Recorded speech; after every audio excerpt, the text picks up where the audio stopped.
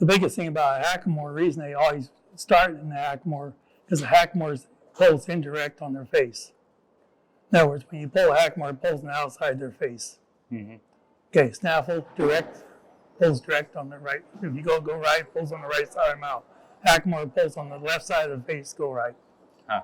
A bridle, when you rein them across the neck, pulls on the outside of your face, left side to go right. Mm-hmm. So that's the reason they went starting the Hackamore, because they wanted to go indirect right away. Huh. You just start with that straighter horse, or you still No, they put all the bend on them, so when they rein them, they bend their head. I see. You know, so the horse don't counterbend you and look back at you like a lot of horses do. Mm-hmm. Okay? And Hackamore, you know, to me, it's one of the best training tools there is, but you got to train it. Yeah. And that's what people don't do today. They don't train it. Yeah. They put on a show with it, you know, and that's where you'll see so many horses pushing on the Hackamore. Mm-hmm. But, you know, it's kind of a lost deal because, you know, everything's snaffle bit now. Yeah. So they're going from snaffle right into the bridle. Mm-hmm. So it makes it a little bit harder to get these horses in the bridle really good to last a long time. But everything don't last as long as they used to. Yeah.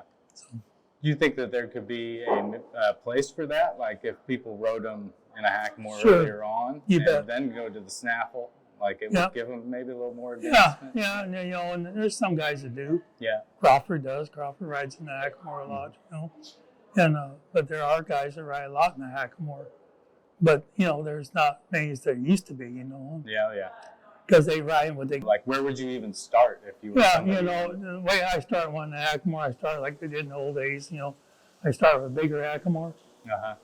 Kind of heavy Hackamore that's like a 1-inch one. Mm-hmm. And just let the legs kind of loosen their face and just kind of plow them, rein them around where that weight makes them follow their heads around a little more. Mm-hmm.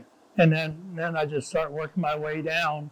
My hands wide, knuckles up, because they work left and right. Hackamore this way, you lock them on both sides of the chin.